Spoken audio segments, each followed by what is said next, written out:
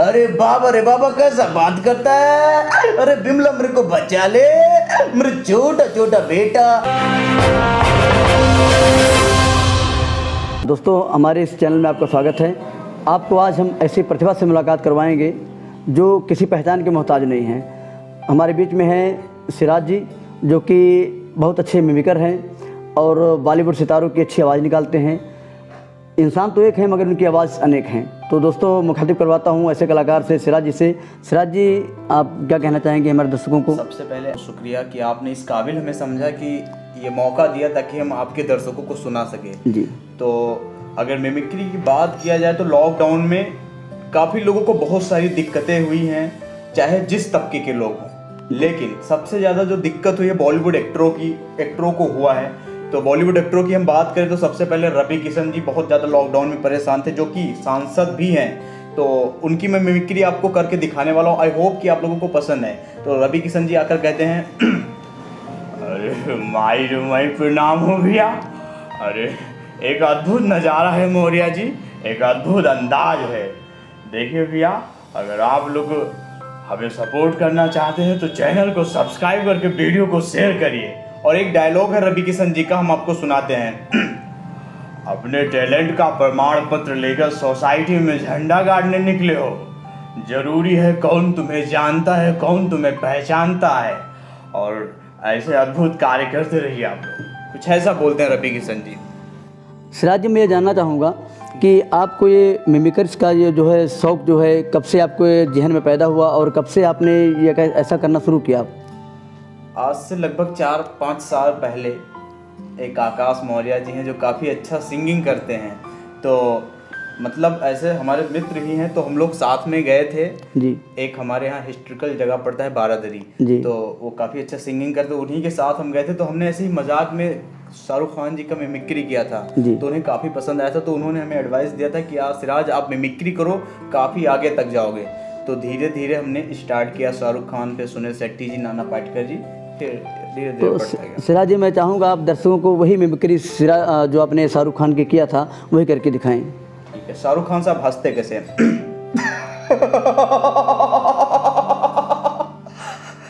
अरे बाबूजी, आप प्लीज मेरी बात सुनिए। बाबूजी प्लीज मेरी बात सुनिए।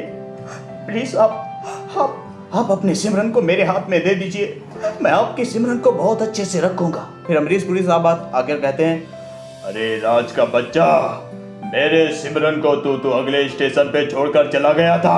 फिर शाहरुख खान साहब कहते हैं, अरे बाबूजी, मैं आपके सिमरन को कहीं छोड़कर नहीं गया था।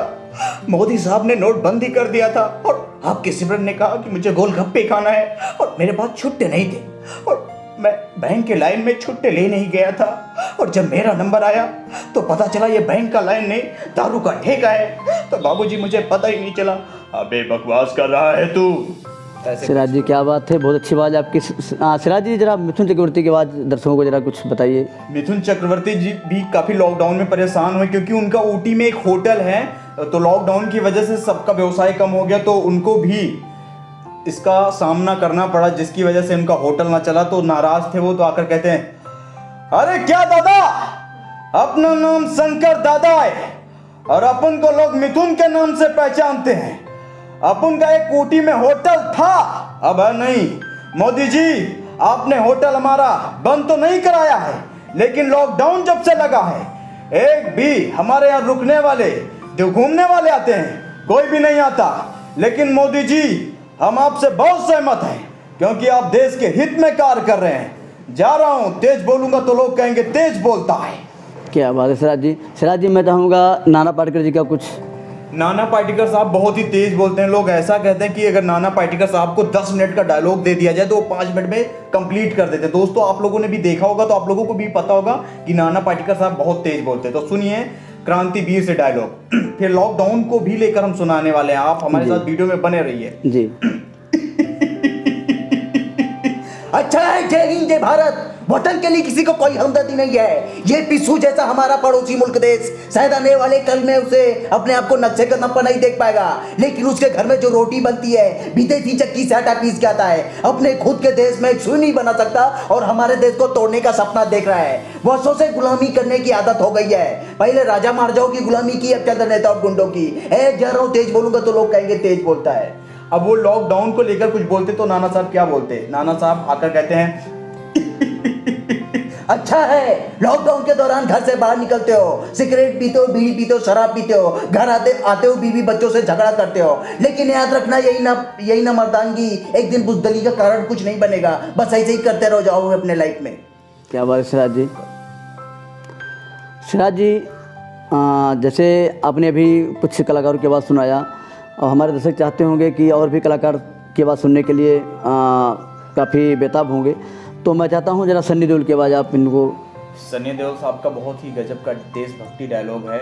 अमरीश पुरी साहब कहते हैं, अरे भाई, मैं कैसे यकीन कर लूं कि तुम पक्के मुसलमान बन गए? पहले तुम कहो हिंदुस्तान मुर्दाबाद। फिर सन्नी देओल साहब का आक्रामक डायलॉग होता है, अशरफ अली, आपके पाकिस्तान से ज्यादा मुसलमान हमारे हिंदुस्तान में हैं और उनकी दिल की धड़कनें यही कहती हैं हिंदुस्तान जिंदाबाद।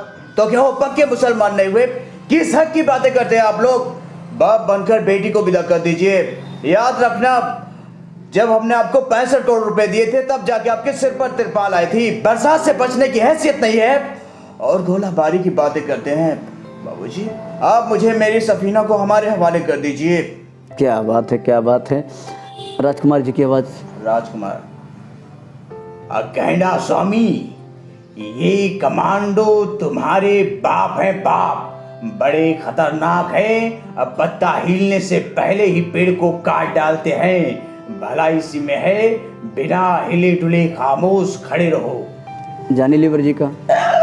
अरे बाबा कैसा बात करता है। अरे बिमला मेरे को बचा ले, मेरा छोटा छोटा बेटा, एक मेरा छोटा वाला बेटा उसको बहुत बड़ा डॉक्टर बनाएगा, एक मेरा छोटा वाला बेटा उसको पुलिस इंस्पेक्टर बनाएगा, एक को तो मैं हीरो बनाएगा, एक मेरा छोटा वाला बेटा सब गरीब का गरीब हो जाएगा। पूछिए क्यों? वो बहुत बड़े ईमानदार बनता है। सिराज जी बॉलीवुड के बहुत फेमस एक कलाकार हैं अमिताभ बच्चन जी। जी। मैं चाहूँगा कि आप दर्शकों को अमिताभ बच्चन जी की आवाज़ सुनाएं। नायक साहब में काफ़ी अच्छे बेस के साथ बोलते हैं।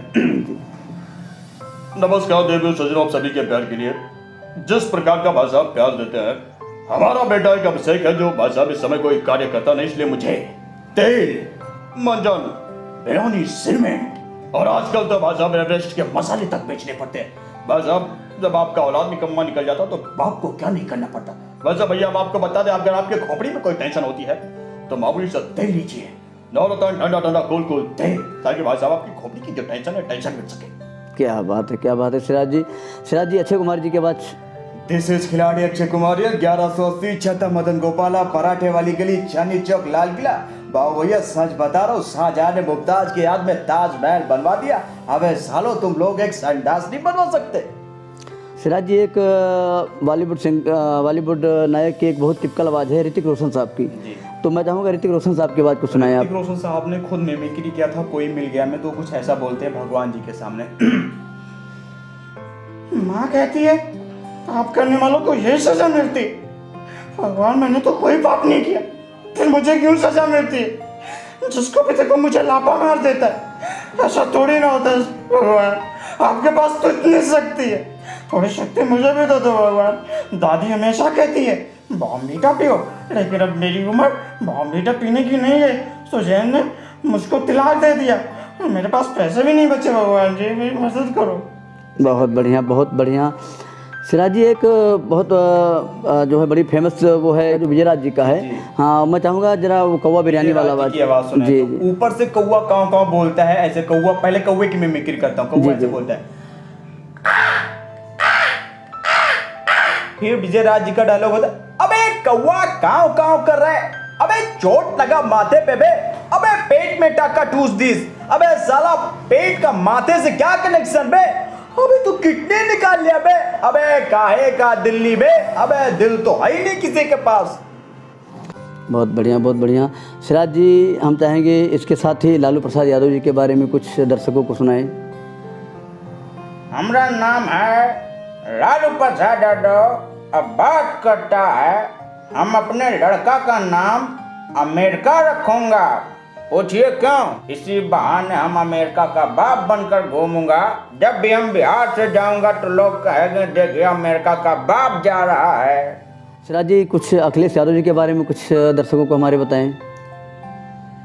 देखिए, मैंने नेताजी से बात कर ली है। एक बार हमने अपने लखनऊ में एक झूला लगवाया।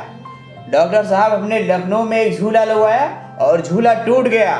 हमारे पास कुछ लोग आए और कहे आपने ये कैसा झूला लगवाया है, झूला तो टूट गया। हमने कहा आप हमारे भारत को नहीं जानते, आप हमारे हिंदुस्तान को नहीं जानते। बच्चों के झूले पर हमारे यहाँ भारत में पापा और मम्मी भी झूलते हैं, तो झूला तो टूटेगा ही। क्या बात, क्या बात। सिराज जी, अब हम चाहेंगे सीएम योगी जी की आवाज़ के बारे में कुछ। देखिए, जय श्री राम।